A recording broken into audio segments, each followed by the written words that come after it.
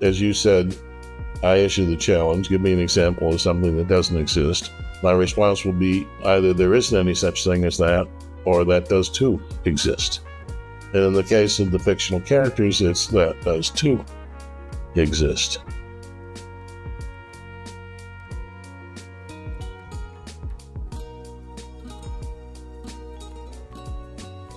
Welcome everyone to today's interview, where I'm very pleased to welcome Professor Peter van Inwagen. He is John Cardinal O'Hara Professor of Philosophy Emeritus at the University of Notre Dame and is Research Professor of Philosophy at Duke University. He is well known for his work in a variety of fields, but primarily in metaphysics, philosophy of action, in particular in free will, and the philosophy of religion. His books include, among others, an essay on free will, material beings, metaphysics, thinking about free will, and the book we're going to discuss today, which is called Being, a Study in Ontology. He also has a variety of published articles on these topics. Feel free to add anything, but with that, welcome and thanks so much for being here, Professor van Inwagen. Well, I'm very glad to be here. Great. So yeah, as I said in the introduction, we're going to be focusing on your relatively recent book. I think it came out in 2022, called Being, a Study in Ontology.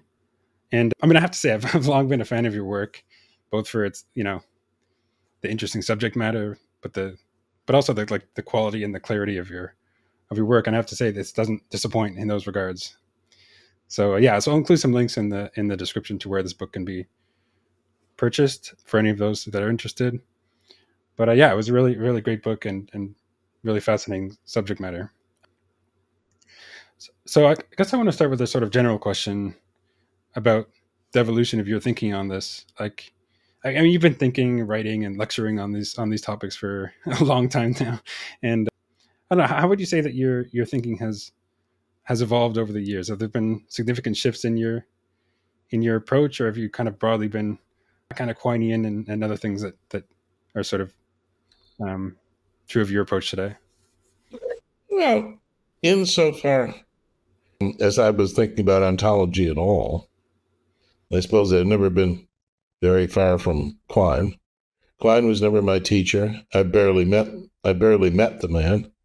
And unfortunately, when he received an honorary degree from Syracuse University when I was teaching, where I was teaching at the time, I was visiting elsewhere at the University of Arizona, so I didn't meet him then. And we've hardly corresponded, but I've just been deeply influenced by his work in the philosophy of logic.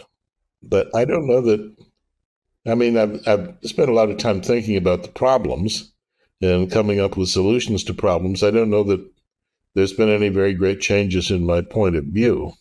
The book has an interesting history in that I began working on it in the early 80s. But the chapter that I began to write first was the chapter on the ontology of material objects. And that just took over, and it became a book of its own, Material Beings. Then when I went back to writing the book on being, well, I wrote enough of it that I could submit it to Oxford. It was accepted provisionally. But then it took me a very long time to finish it. I think it was accepted provisionally in 1994, perhaps. And it wasn't actually, the final manuscript wasn't actually submitted until, I think, 2020 or 2021. And it just was because I kept working on other things and kept getting interrupted. Finally, the manuscript was out of date because so many things had happened. But the philosophy acquisitions editor at Oxford, Peter Momshiloff, said, well, why don't you just publish it as an historical document? And so that's what it is. It sort of represents thinking about ontology in the 1990s without any discussion of things like quantifier variance or fundamentality that bulked so large in discussions of ontology starting about 20 years ago. Yeah, fair enough. I mean, I can see how this has been a work sort of a long time in production, so to speak. Yeah, so getting into some of the content, I mean, one of the things that comes up a lot, at least, I mean, sort of throughout the book, but especially in the earlier parts and like the first chapter and so on, is that well, one of these theses that you seek to defend is that there's really one sense of statements like there exists or there is, right? There's no distinction between something's existing and something's being, right? And, as for example, Meinongians would want to say something like, well, there are beings that there are things that don't exist. There are beings that don't have existence. And there's other, people will say similar things like this. And you want to say, no, that's all wrong. And if you can think of an example like that, well, what is it?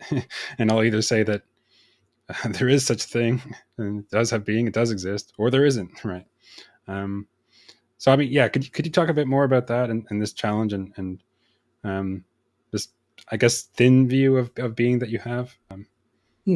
Well, I don't think we make any such distinction in our ordinary speech to begin with. I mean, what is the difference between the skeptic about, say, life on Mars, saying there isn't any life on Mars and life on Mars doesn't exist?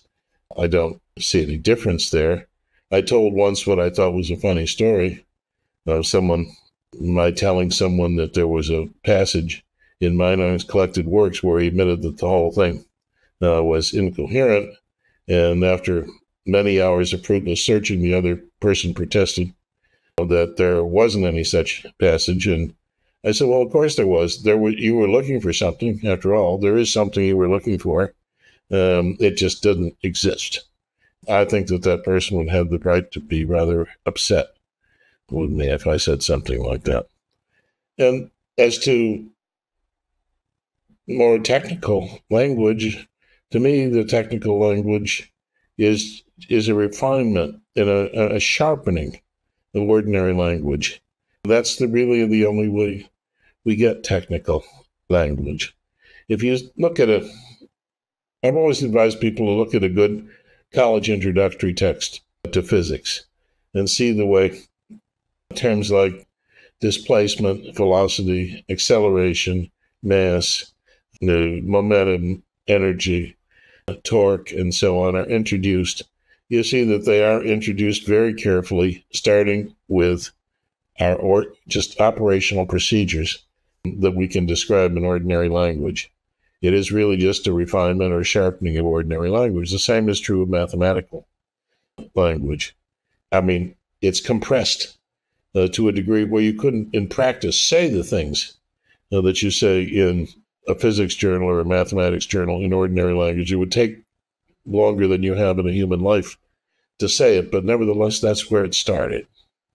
And I don't think there is any starting point that gives you a distinction between being and existence. Yeah, fair enough. I mean, we're going to talk about a couple of the alleged counterexamples, like in the case of fiction and so on. But just a quick thing, like you may say that it's a sort of sharpening or precisification. And I wonder to what extent of ordinary like thought and talk. And I wonder to what extent like that might separate it from everyday thought and talk, right? We might be doing something different or saying something different when we employ these, I don't know, more precise notions than when people normally think and speak in similar terms. And I worry about the disconnect there. In some sense, we must be saying something different or we wouldn't bother doing it. Yeah, it is, as I say, not possible in practice to say the things that are said in technical work in physics or mathematics in ordinary language. Not only would it take too long to speak the sentences, you wouldn't be able to hold the whole sentence in your mind from beginning to end. So it's different in that sense, but it's still a sharpening or precisification of ordinary language. There's no other way to get terms. Yeah, fair enough. I guess the worry is just that, there's a bit of a worry that I might have that these precisification is so on and so on is a kind of, I mean, this may sound negative, but it's almost a kind of theory crafting in that, we're developing these other ways of talking, which maybe in some important ways don't map onto our normal talk. Map onto. I mean, it's not exactly clear, is it, what it means for one kind of talk to map onto another talk. I'm more comfortable with talking about whether in principle you could say in the one kind of talk the thing that you say in the other kind of talk.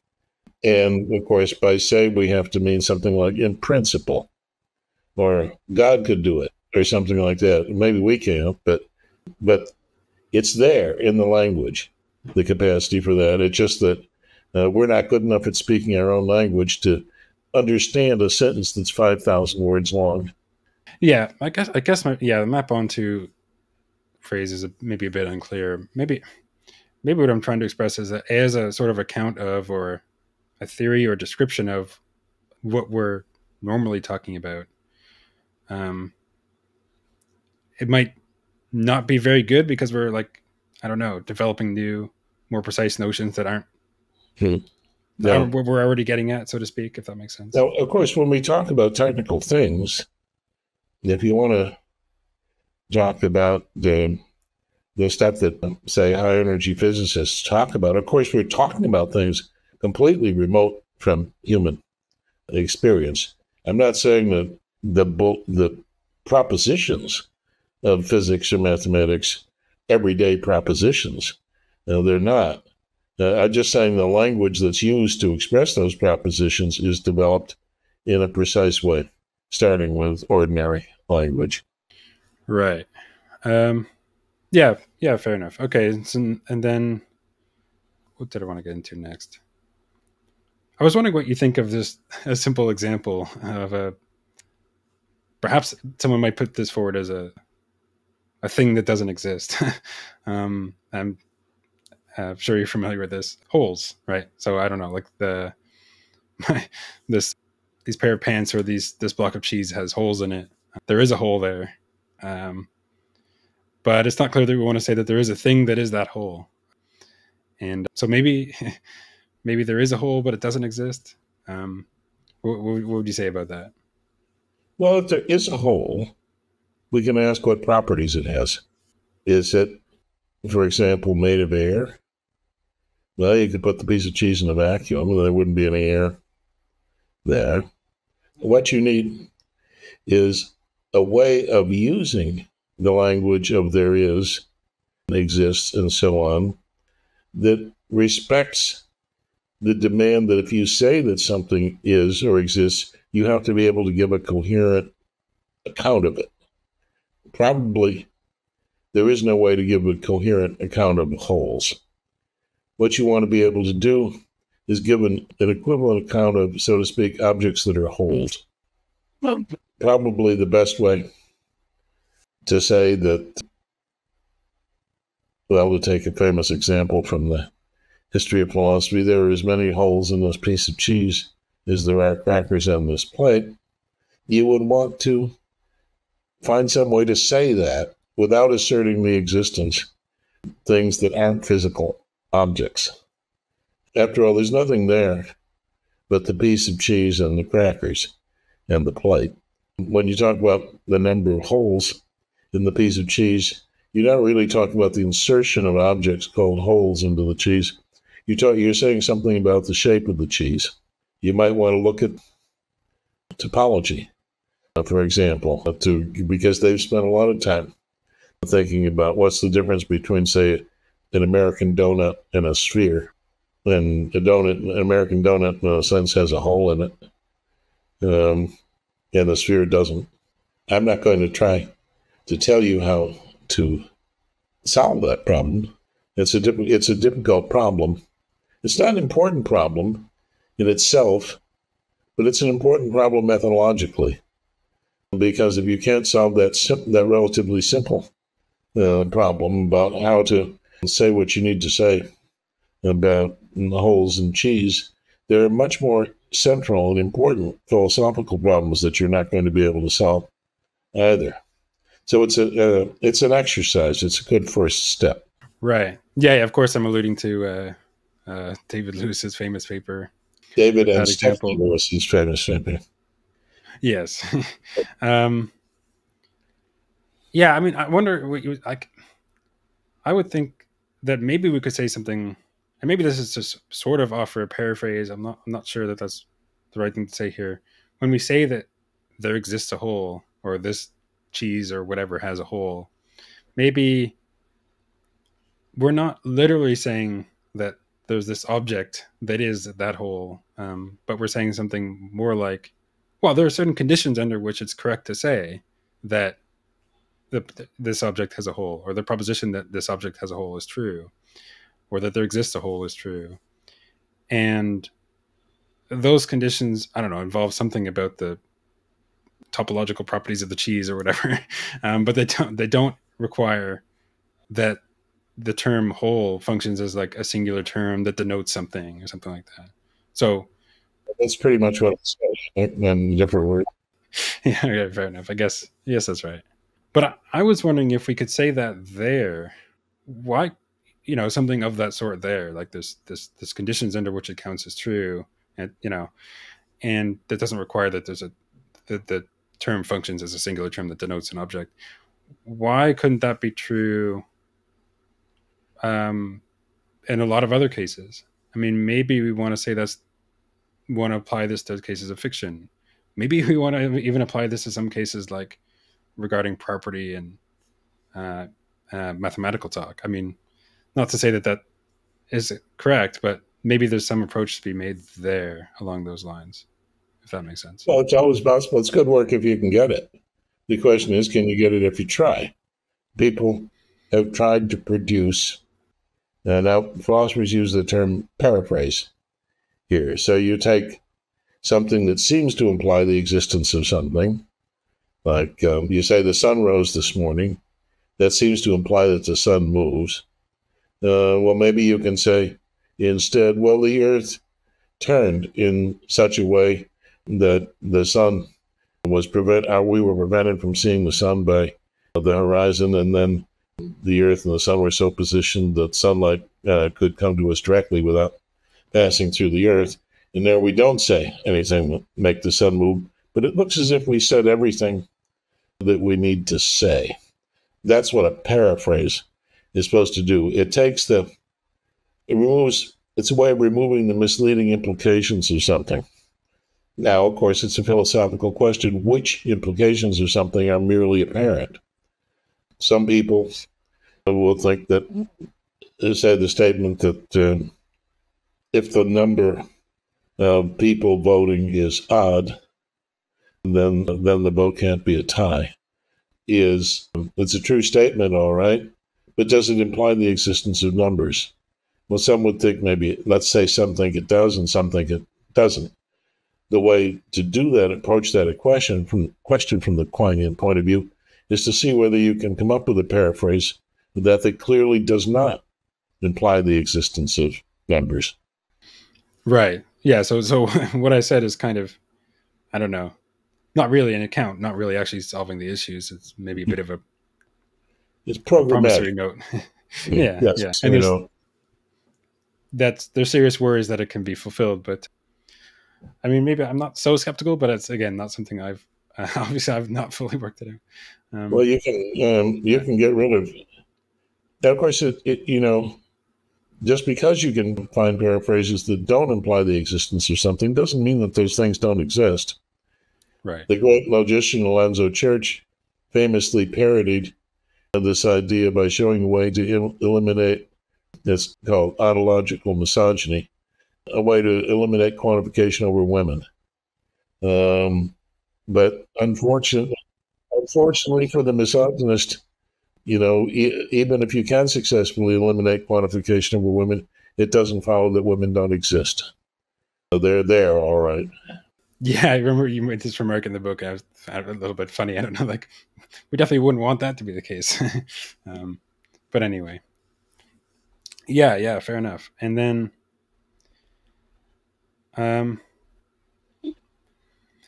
like we even if it's in some sense one question whether in normal discourse and thought we are committing to these things. It's another question whether these things actually exist, even if we're not committing to them. Maybe there's Yeah. Well, Quine it was quite clear, saying I'm not going to tell you what exists, or my method isn't going to tell you what exists. It's going to tell you what you should say exists, given all your other beliefs. And then when you see what the ontological implications of your other beliefs are, you might accept the ontology that they imply, or you might want to change your other beliefs so that they don't have this implication.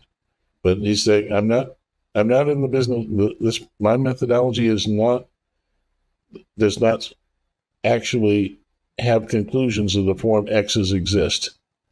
It's rather has conclusions that start with, it has that conclusion arguments that start with things about what you believe, but it only then proves the existence of those things on the assumption that all your other beliefs are right.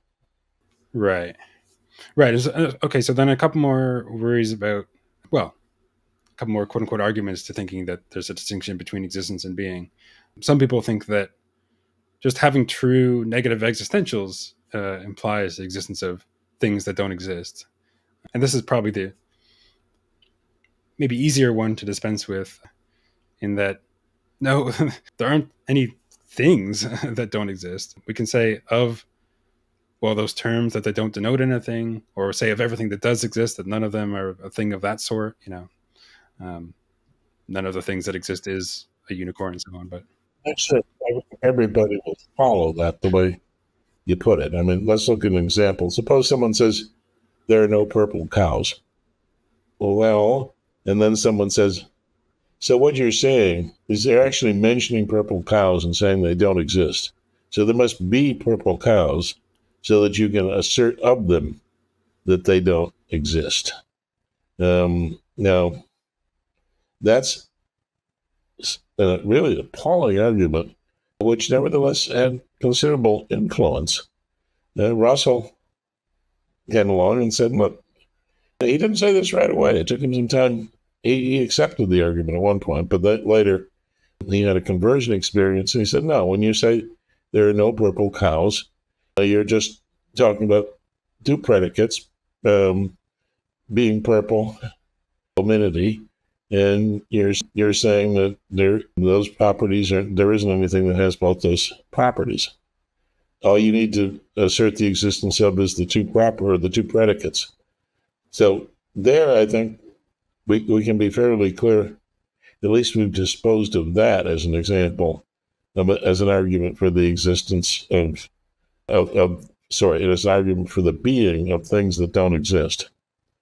If there are good arguments for that, it must be some other argument than that one.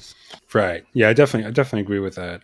But a more difficult one, and one that you spend more time discussing, is fiction and fictional characters and discourse about, fictional characters.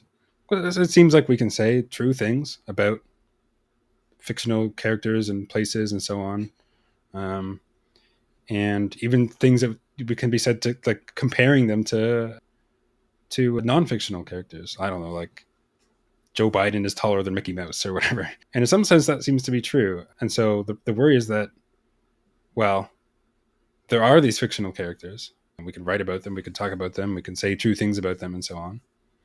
But they don't exist, right? There isn't actually a Mickey Mouse. So that seems to be some reason to think that, or like there's some argument that some people have made there for thinking that there are these things that don't exist.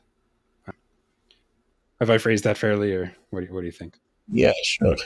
And that's probably the most difficult argument to deal with. Now, as you said, I issue the challenge. Give me an example of something that doesn't exist. My response will be either there isn't any such thing as that, or that does too exist. And in the case of the fictional characters, it's that does too exist. Now, the Austrian philosopher, Maria Reicher, has spent some time going to meetings of copyright lawyers, and they're very amused when they hear that they're ivory tower philosophers who say that that fictional characters don't exist. Take your example of Mickey Mouse.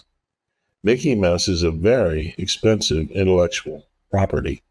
If you make unauthorized use of Mickey Mouse in a commercial situation, you will get sued. I think he's not out of copyright yet. Or did I see that Steamboat? It depends when Steamboat Willie was, and also whether Steamboat Willie was Mickey Mouse. they will probably argue that that wasn't the case. But at any rate, there was a long period where you could certainly get sued for unauthorized use of that. So, yeah, there is such a thing as Mickey Mouse, and he's a fictional character. Now, one interesting thing about philosophical theories is it's very hard to see, what counts in favor of them sometimes. But one thing that can sort of count in favor of them is if two people essentially come up with the same theory, and Saul Kripke and I came up with exactly the same theory of fictional characters, no differences at all, although he had a lot more to say than I did about fictional characters. That is, for example, Sinbad the Sailor is not a fictional character. He's a fictional character, because there isn't any such fictional character as that, but there's a story called The 1001 Nights in which there's a story in which he's a fictional character. But with that refinement aside, his theory and mine were identical. And maybe the best way to explain the theory is in terms of witches, which is what I do in the book Being. So we know there are no witches, right? I mean, no witches, at least, that can really do magic. And yet there are fictional witches.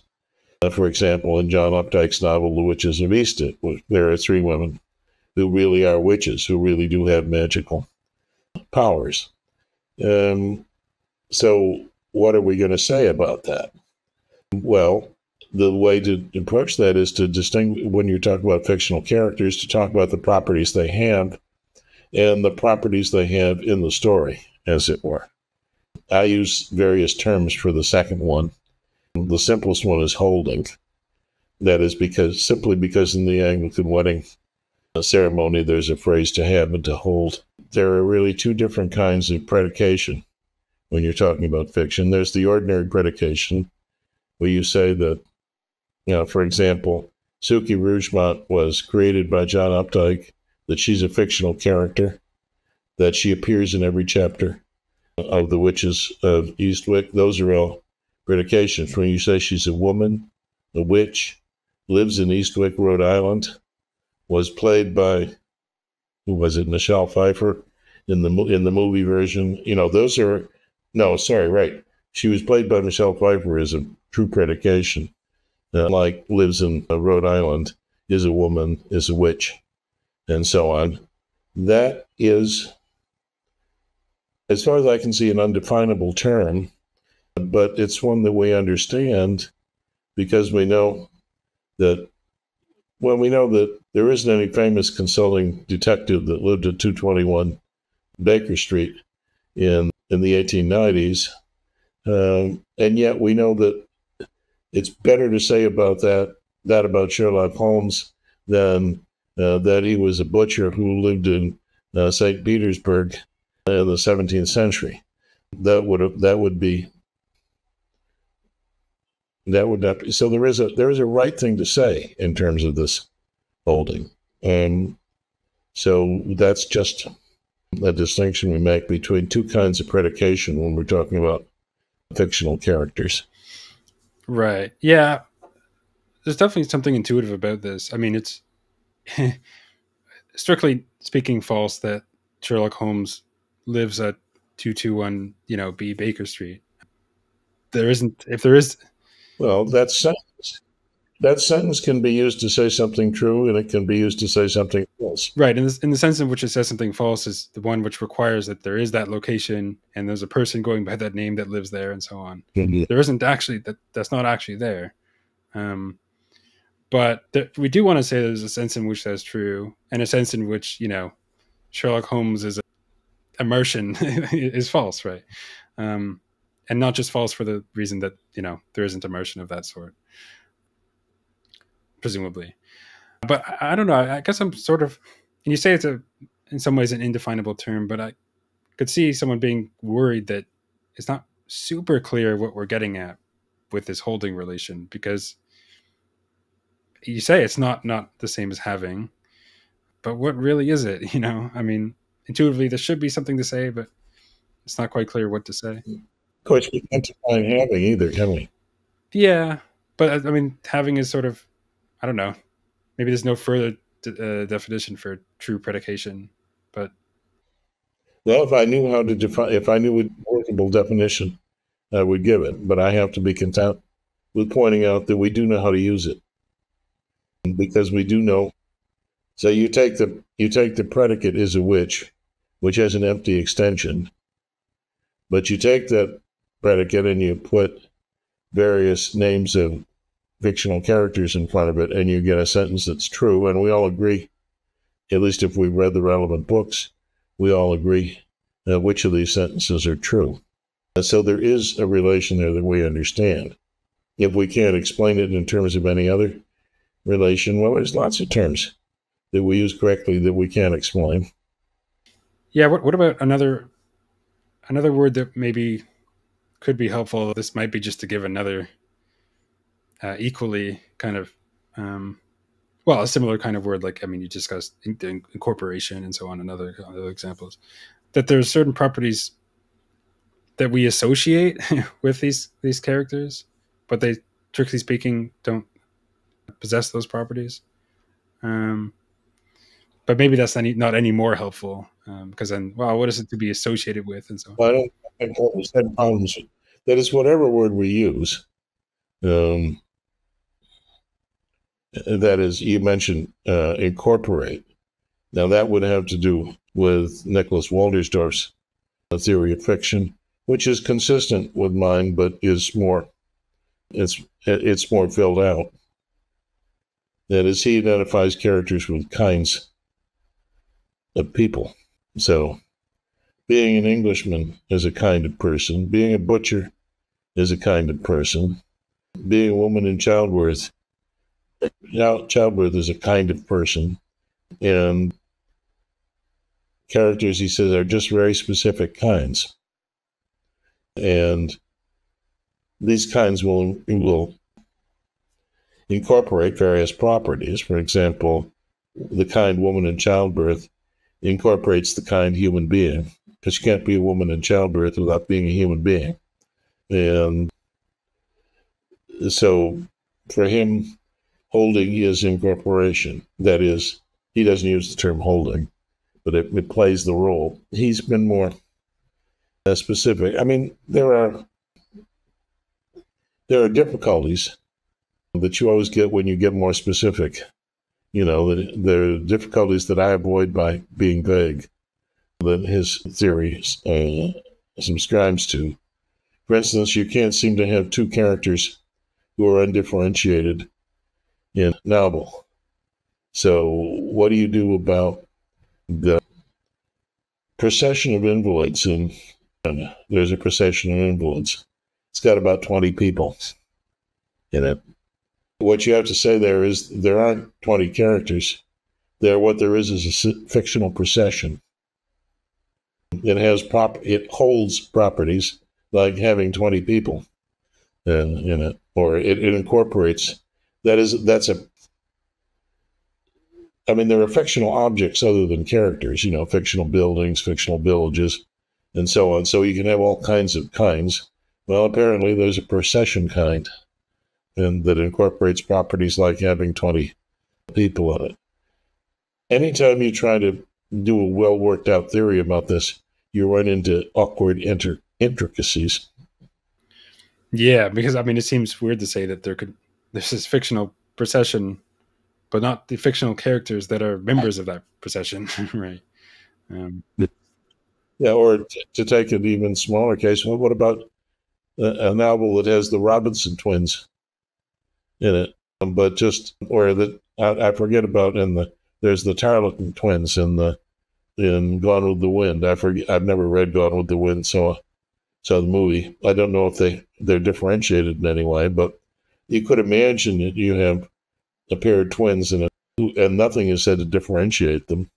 Then what you have is a fictional pair of twins, but no fictional character. No, strictly speaking, no fictional characters who are twins. Right. Yeah, that does seem very strange. I guess I'll say that probably my biggest hang-up with this approach, and I mean, it's hard to give a better alternative, but probably my biggest hang-up is that when I think about fictional characters, like I'll just think of witches, I guess.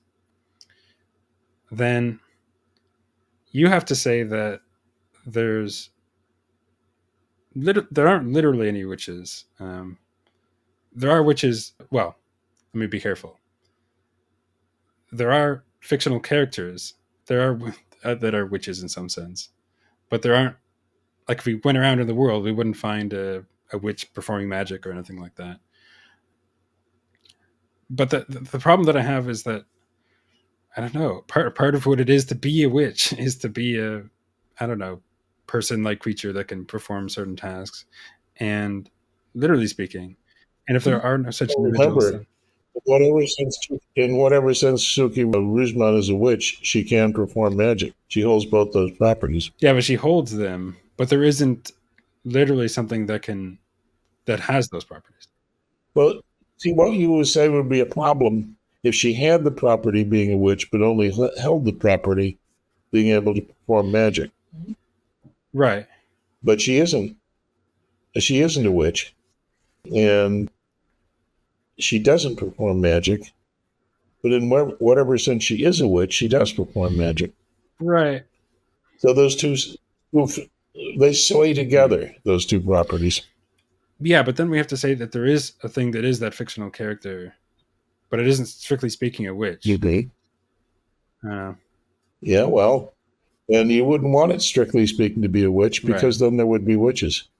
That is, you could, if you were made free of all space and time, you would be able to point to a witch. That's what it is for there to be witches. You get a window into all space-time, you can point to some witches. Yeah. And you can't. Right. Yeah, I guess you can point to people who thought they were witches, or people who other people thought were witches, but you can't actually point to witches. Yeah, but I don't know, because I feel like if I want to say, like, I don't know, I'm more familiar with like Harry Potter. If I thought that Harry Potter existed, then there would actually be a wizard, right? Because that's what it is to be Harry Potter in part, right? And if there merely were some abstract object that in some sense is that fictional character, but isn't a wizard, can't perform magic, isn't a person in the world, I mean, I would just say that isn't Harry Potter. It's just like, I don't know what that is. It's some abstract object. Well, if you wanted it to be Harry Potter, if you wanted Harry Potter to be a person, then you would have to be able to go and point to some person and say that person is Harry Potter. And you can't do that. That's all the persons there are, is the ones that you can see from a helicopter going to England. And so the only persons in England, anyway. You can, of course, we do apply the word exists to fictional characters, too. If somebody was writing a PhD thesis on the consulting detective in British popular fiction before the First World War, and somebody said, your thesis is a fraud, I know the character, I know the period well. Conan Doyle never invented any such character as Sherlock Holmes. Your thesis is about a fictional character who doesn't exist. The appropriate reply wouldn't be, well, of course he doesn't exist. He's a fictional character. No, that fictional character, despite your charge, does exist. There really was such a fictional character. Or you can say, her critical theory just depends, ignoring all the fictional characters that don't fit it. She writes as if Tristram Shandy and Mrs. Dalloway simply didn't exist. So they exist, all right, but what they are is fictional characters. And isn't that true? Isn't it? It's true that Harry Potter is a fictional character. Yeah. There you really can point. I don't know how exactly you pointed a fictional character, but you can single out somebody, something, and say that's a fictional character, and you're speaking truly about it.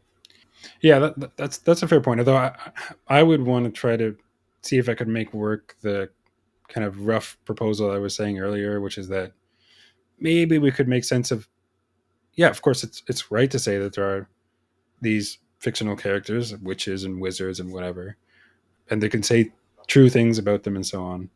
But we can maybe offer a paraphrase or a way of understanding what we're committing to. That's, yeah.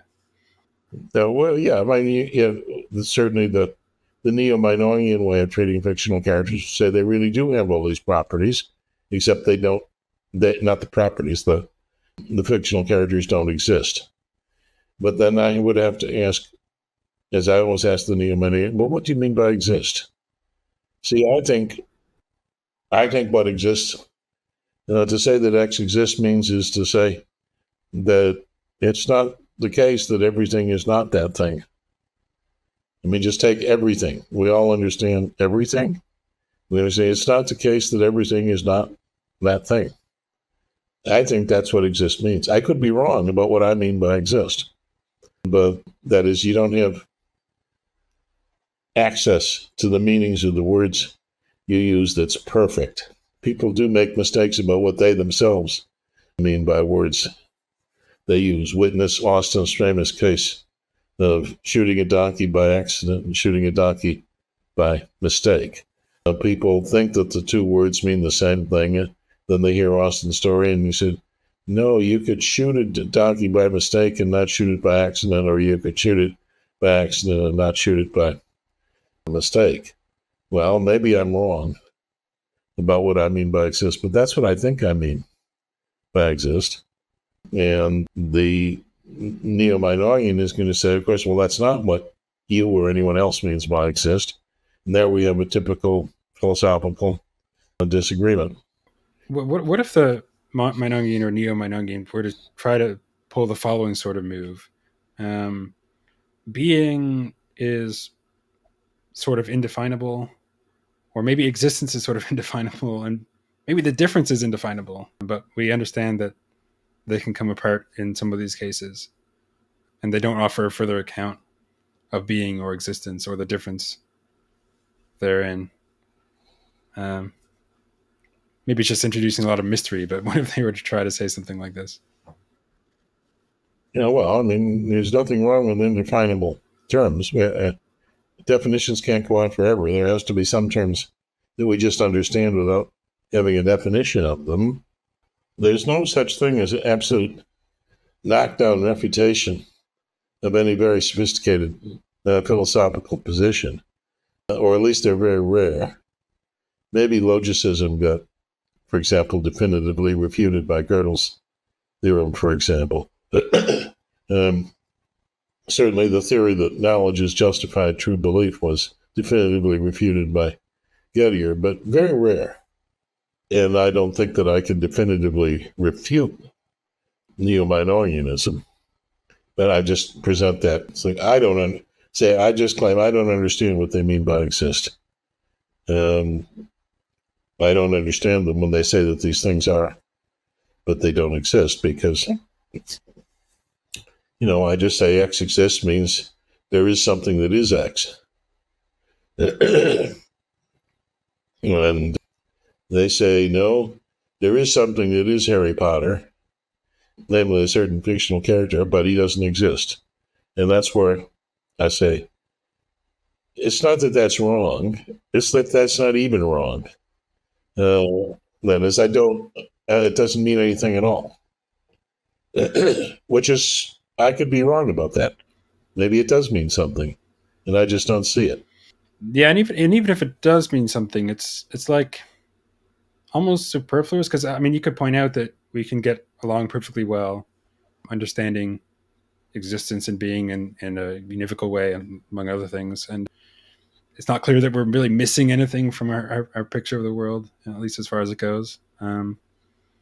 So, I mean, if you can get along showing the adequacy of this approach, it's like we don't have to be so concerned with another approach that we don't understand. Yeah, well, I mean, of course, they claim to understand it. What can I say? I mean, Terry Parsons, for example, probably the ablest defender of Neo-Meinongianism, was an extremely good philosopher. I recall In fact, a debate between Bill Larkin and Terry Parsons in some scholarly meeting, and Bill was asking a question from the audience. He says, "So you claim that there is somebody who's exactly like me, who has all the same properties, except he doesn't exist?" Terry said, "Yeah." "Well, what's the difference between us?" And well, I don't know. Some say God, some say evolution. And, there you have a case of ground floor philosophical disagreement. Yeah, I guess what I'm getting at though, because I definitely don't want to take a Meinongian style approach. What I maybe want to get at, and this is not a fleshed out account, but something like when we make claims about fictional characters and so on, they're to be read and assessed in a way which doesn't require that the nouns and so on function as singular terms that denote things or kinds of things or anything like that. But that there's, I don't know, it's almost like there's rules or conditions under which they count as true. And those in some ways are fixed by, I don't know, details of what people have written and so on. But it doesn't require that there is a thing denoted, by the name Harry Potter or Mickey Mouse or something like that. Yet nevertheless, we say there is Mickey Mouse or there's this fictional character. But that locution doesn't literally mean that there's an object that's denoted by that term, something like that. Again, I'm not fleshing out an account, but I don't know, maybe there's something somewhere to go along those lines that could be worked. Well, I guess I would ask what you actually mean by saying the name doesn't denote anything. Or you can get along with, I guess I understand the name doesn't denote anything, but why you say we're not committed to the name denoting something. So if I say that Suki appears in every chapter in the book, it looks like I'm referring to somebody called Suki and saying ever that she appears in every chapter in the book. I mean, all kinds of aspects to fictional stories don't get this reaction. I mean, we say there is such a thing as the novel War and Peace. Right? There is such a thing as a chapter in the novel War and Peace. There is such a thing as an episode in War and Peace. There is such a thing as a well, then why do we not want to say there are characters in War and Peace who figure in these episodes and are given speeches in these chapters and so on?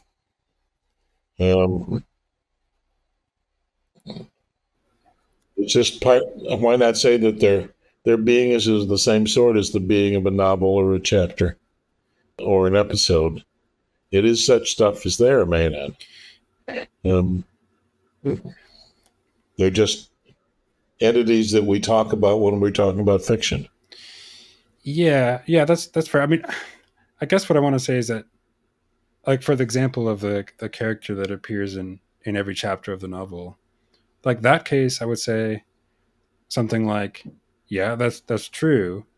And the sort of reason why that's true, like the sort of conditions under which that's true, is something about, well, they're written in every chapter. There's something appears in the text of each chapter, like using their name and saying what they do or whatever, or something like that. And that's what makes it doesn't have to be the name. It doesn't have to be the name per se, but I mean, suppose that the character, the narrator, just says, "My cousin called upon me the next day." From other chapters that the one she uses the word "my cousin," and he said, and he did this, and he did that. But there's always just "my cousin" and "he" through the chapter, so there's no name. So that means you can't just say that the name appears in the chapter, right? That didn't be a necessary condition, but it's. But then, how do you state? You don't want to say or something that denotes the same thing as the name, because that's that does mean that the name denotes something, right? It's tricky because but I would say it's going to be something along these lines that, like, I don't want to start talking in terms of pretense and so on, but like, well, according to that part of the story, that part of the fiction, that person was there in this section of the writing. That person, but wait, that person purports to denote something. Well, it might appear to denote something, but I guess what I'm trying to say is that we could interpret it as not functioning in that way. I don't see how we could actually succeed in what we wanted to do if we weren't interpreting it as denoting something. Some of these things, when you say them in this programmatic way, it's hard to see why that wouldn't work. But that is, I can't form a clear idea in my mind why that wouldn't work, because the thing is so unclear in the first place. But so my prediction is if you try to do this in any detail, in the way that will stand up to attentive logical criticism, you won't succeed. I could be wrong about that. That's just where I'd place my bet. Yeah, that's fair. I mean, of course, I haven't really offered much in terms of an account here, but I don't know. Yeah, well, you're suspicious. You think something like that will work. That's actually how philosophy proceeds. That's why somebody starts down a certain road, because they have a suspicion that something will work. But of course, sometimes you just have to tear it all up and say that wasn't going to work and go down another road. Yeah, fair enough. I mean, it's something I might I'll have to think more about, I guess. But yeah, I mean, I definitely can respect it that a lot of people have tried to go down that road, including maybe yourself to some degree, but found it a bit of a dead end. Fair enough. I'm still a bit hopeful. Maybe I'm a bit hopeful because, and this is sort of jumping ahead a bit in the book, you say that if we could make sense of or have a good model of the world that didn't require reference to, well, abstract objects, it didn't require Platonism, well, that might be in some sense a better theory or a good view. Yeah, I would certainly like to be a nominalist if I could get away with it. But you can't get away with it. So you say. I don't think so. Yeah. That is, I haven't figured out how to get away with it. Right. Yeah, and so some of the things you say, I mean, apart from the stuff we've already covered having to do with fiction in favor of Platonism is, well, one, when we talk about properties, for example, or universals, it's not, at best, not clear that we can, make all the statements that we think are true, especially in science and so on, without requiring commitment to things like properties, things that are shared between things. Something that, yeah. Yeah, especially if you want to account for the validity of various logical inferences. I don't see any way to do that without committing yourself to the existence of, for example, numbers. Right. Yeah, or yeah. And this is, again, sort of deeply Quinean in that, well, not only do our best, I mean, theories, scientific theories involve, like if you expand them and figure out the existential commitments of those theories, involve commitments to these things, like numbers and properties, perhaps. Just our everyday commitments seem to involve commitment to these things. Now, Quine is less impressed by our everyday commitment. Him, physics is the be-all and the end-all. What we should pay attention to is what physics says. And I say, well, a lot of what physics says is obviously true, so we should pay attention to it. But then there are a lot of things that are obviously true that aren't what physics says. And we should, I don't mean they contradict what physics said. I just mean, there are a lot of statements made by historians of Chinese pottery that are not endorsed by anything in the physical review. There's a lot of things that your lawyer tells you that don't follow from anything in physics, or your doctor, or just your friends at the pub. All kinds of things are true. We should pay attention to truths. Yeah.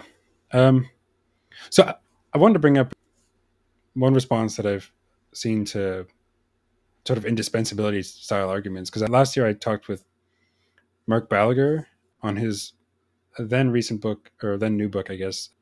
I think it was new at the time, Metaphysics and the Soft... What was it? Metaphysics, Sophistry, and Illusion, I think was the title of the book.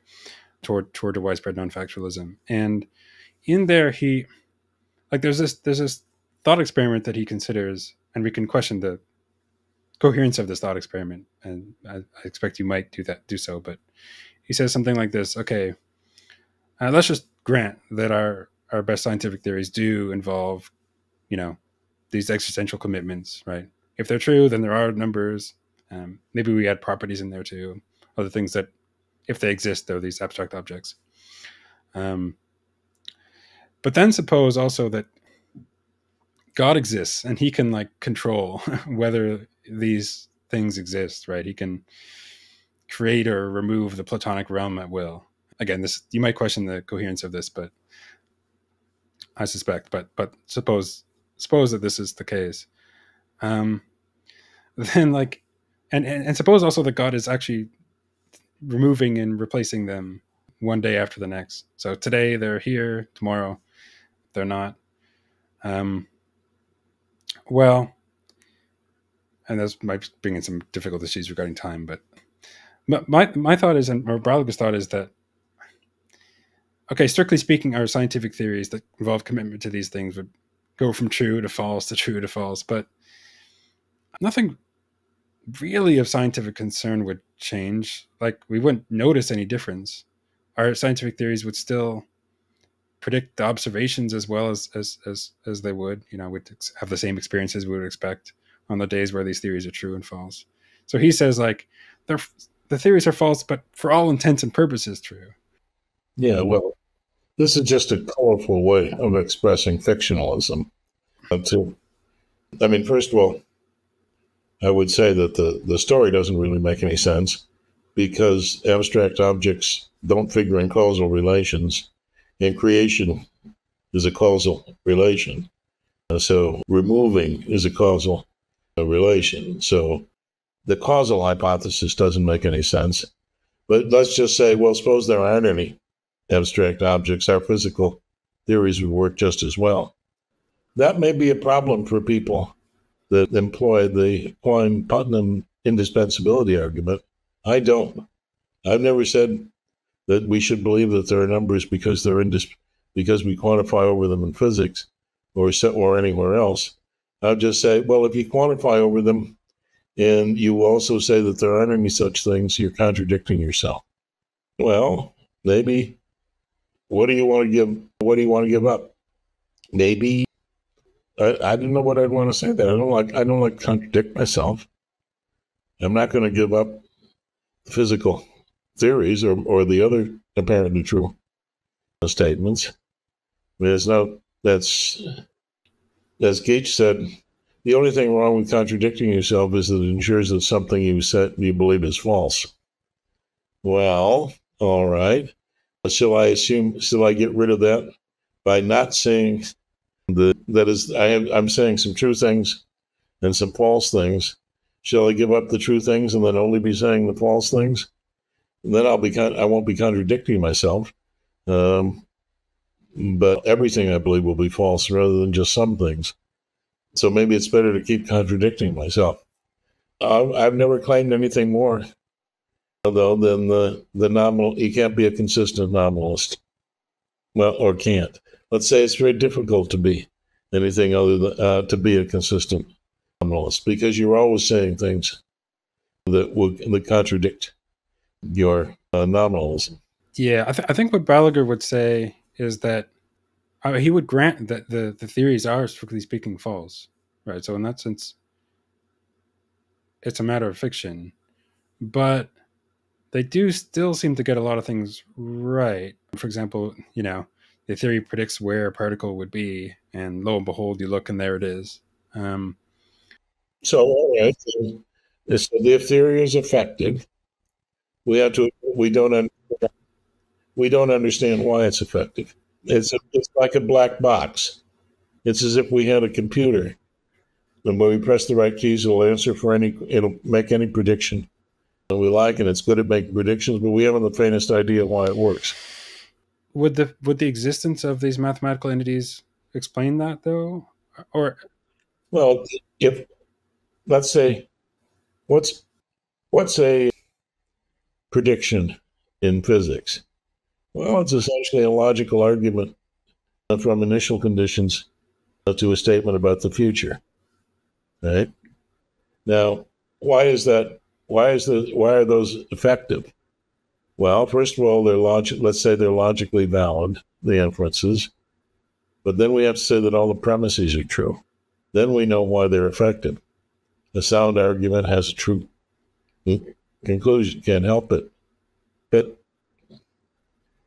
if some of the premises are false, then we're left without an account of why the argument always works.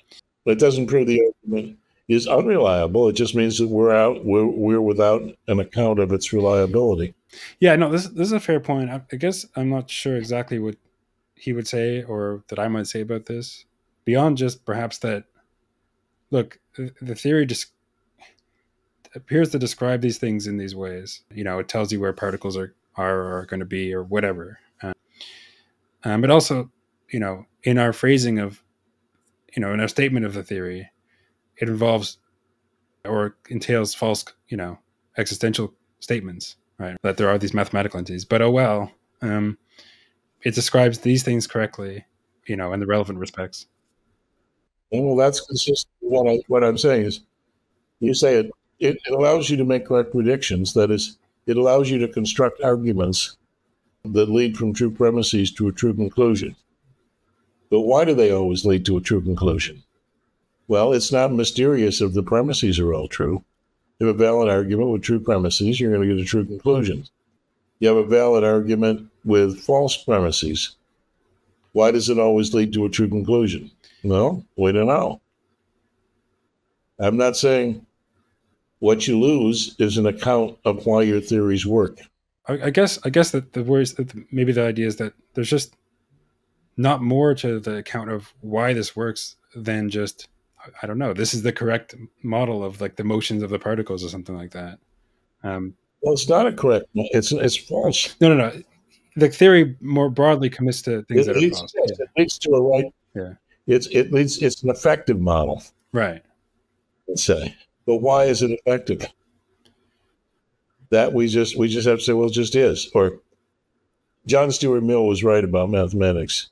We just keep testing it and it keeps working. Okay, fine. If you want to accept a Millian philosophy of applied mathematics, then, well, that's what you're willing to accept. I mean, it's certainly better to have no account of why a theory is effective than to have a wrong account and believe it. I'll admit that. If you're a fanatical nominalist, then I suppose that's what you're saying. Yeah. Fair enough. And then, I mean, I sort of hinted at this when I was introducing the thought experiment, and you said something about this might not make sense causally, but like in my thought experiment, it involved these things.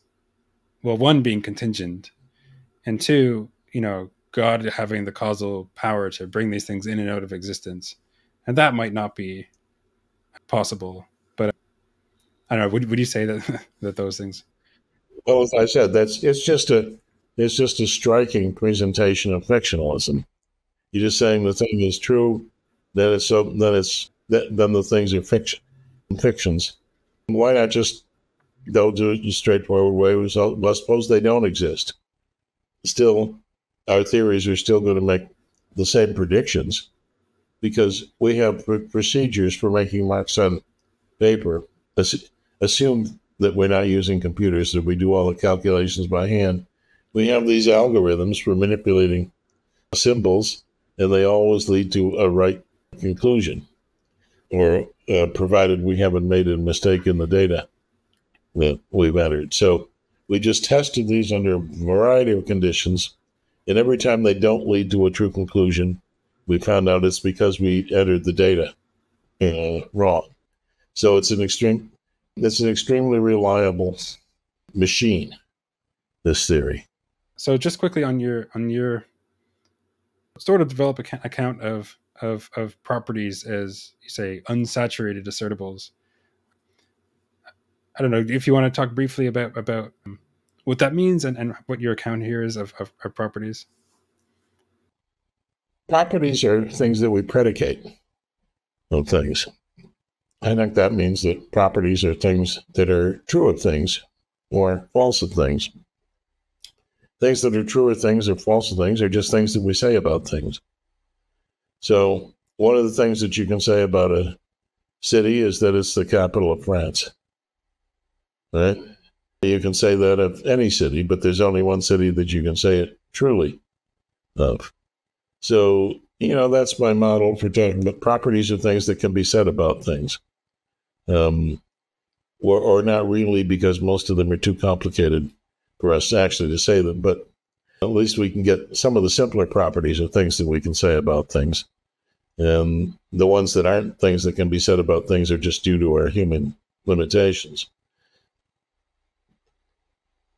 This, if you accept this as an account of what a property is, it answers a lot of philosophical questions about properties. Are there properties that don't belong to anything?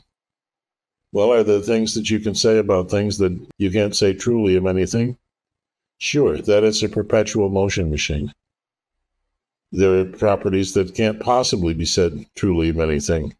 That it's a book that points out a real flaw in Euclid's proof that there's no greatest prime number, and in fact exhibits the greatest prime number. You can say that about a book, but it won't be true, and it can't be true. You can raise questions about the necessary existence of properties that take on a whole new light here. But I've always said it's not clear that this is what property means, but I don't care. Then if you refuse to apply the word property to the things I call properties, when I'm talking with you, I'll just stop using the term property, because I'm not a linguistic essentialist.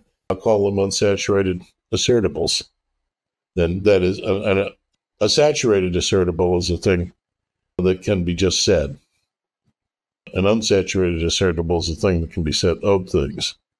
So a proposition is an unsaturated assertable. Now, these are terms I'm borrowing from Frege, but is borrowing what he meant. A property, proposition, that is, there's no free places in them. It's just expressed by a closed sentence, whereas a property is expressed by a sentence that has one variable free in it. Then you have binary relations that are expressed by sentences with two variables in them, and so on, or multigrade relations that are expressed by sentences with plural variables in them, like the X's. And you get all kinds of, this brings properties and relations and propositions all together as very similar kinds of things. They're all truth related, in other words. Propositions are things that are true or false. Properties are things that are true or false of things. Relations are things that are true or false of pluralities of things. Or so I use the term proposition, property, and relation. But if anybody objects to those, by using those terms for those things, I just won't use the terms. Yeah, I think that's pretty fair. I mean, if someone wants to say, "Oh, and I'm using them this way," and you could be like, "Okay, I mean, maybe for sake of talking to you, I'll try to use them that way too, if I can understand it, or just not use them." Sure, right? Right. Yeah, and then there's so many great things in this book that we could cover. But I guess as one final thing, I want to just a quick thing on modality. Although this is a huge topic, so it's hard to introduce at the end. But one of the big issues I have in talking about modality is, well, how to understand and construe metaphysical modality, and you talk of it as the broadest, alethic modality, unqualified, without restrictions, and so on. Not really much more of a positive characterization that you give, like, beyond this, but you say, yeah. Well, all I said is that, Right. well, we understand restricted modalities. All right, you understand physical possibility. That's a possibility given that the laws of nature remain the same.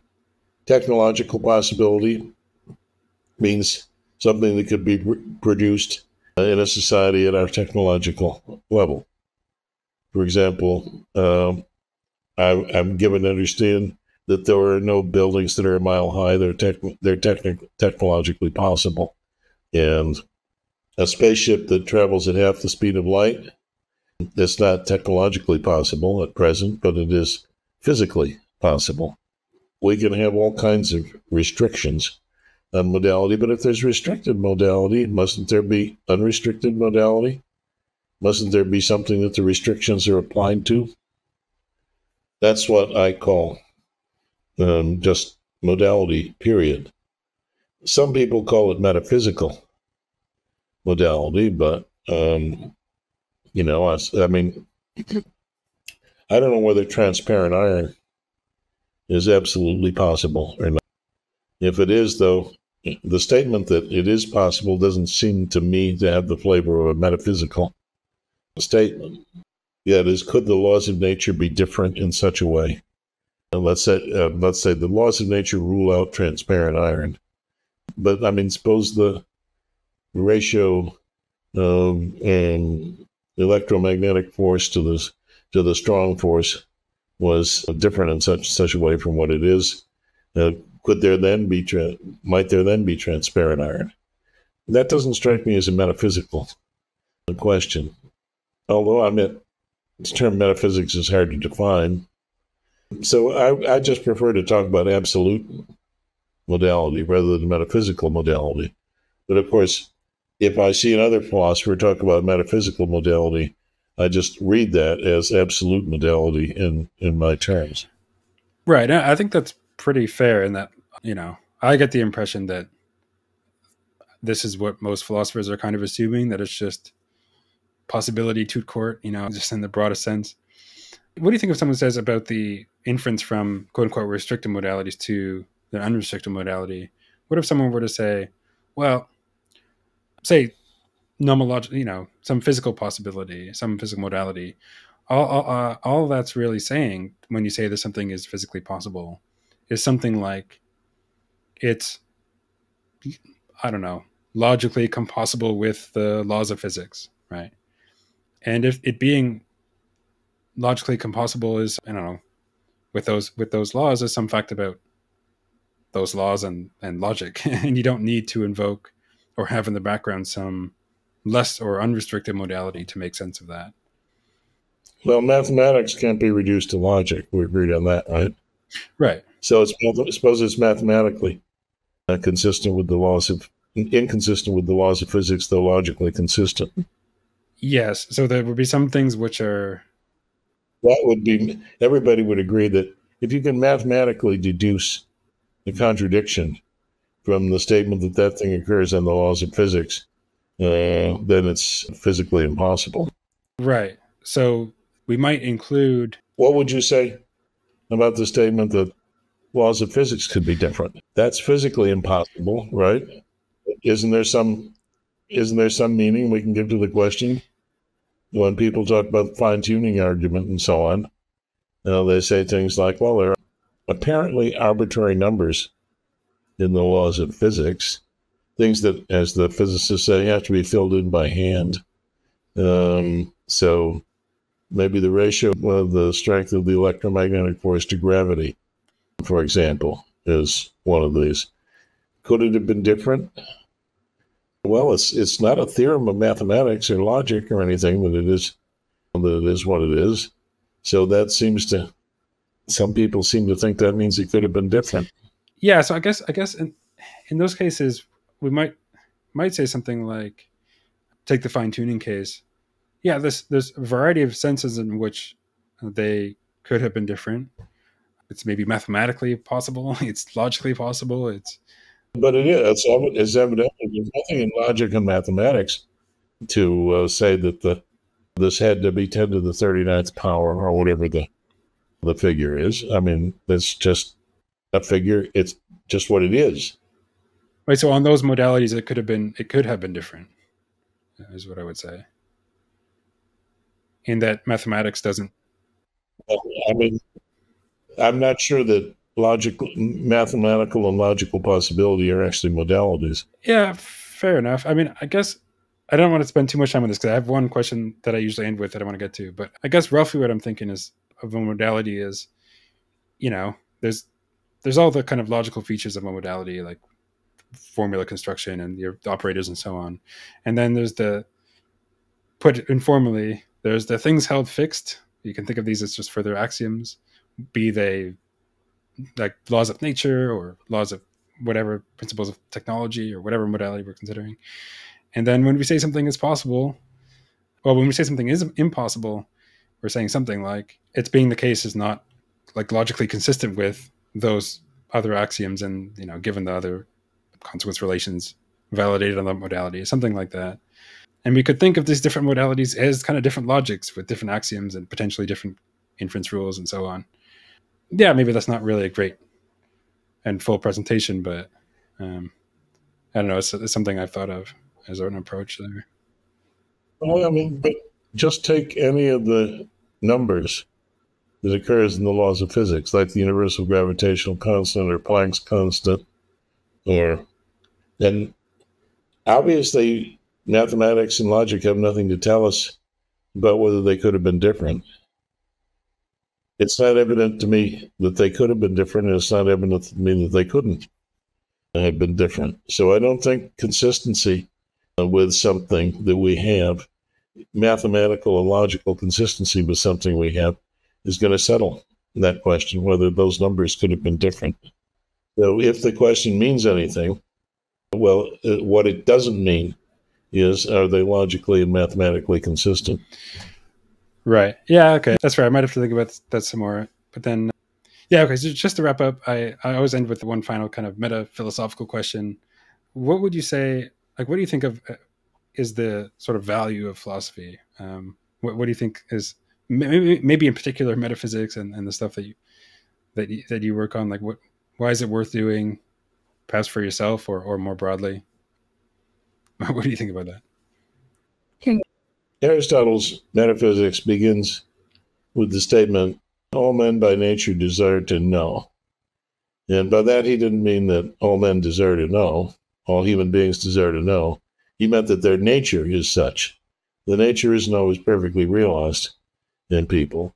And I think it's true that there are people that are extremely dedicated to philosophical questions. We used to think, there used to be people who thought that philosophy could settle philosophical questions. Well, perhaps we've learned that it can't, but it can make them clearer, and it can make, if you want to, and people do accept answers to philosophical questions. If you're serious about the answer, do you really want to accept it without knowing what the difficulties with it are? What philosophy can do is present you with difficulties for accepting things that you want to accept. Yeah, I mean, that's a good way to put it. So yeah, I guess we'll end the questions there. Thanks so much for being here, Professor Van Inwagen, and taking your time to. Well, I had a very good time. Thank you for inviting me.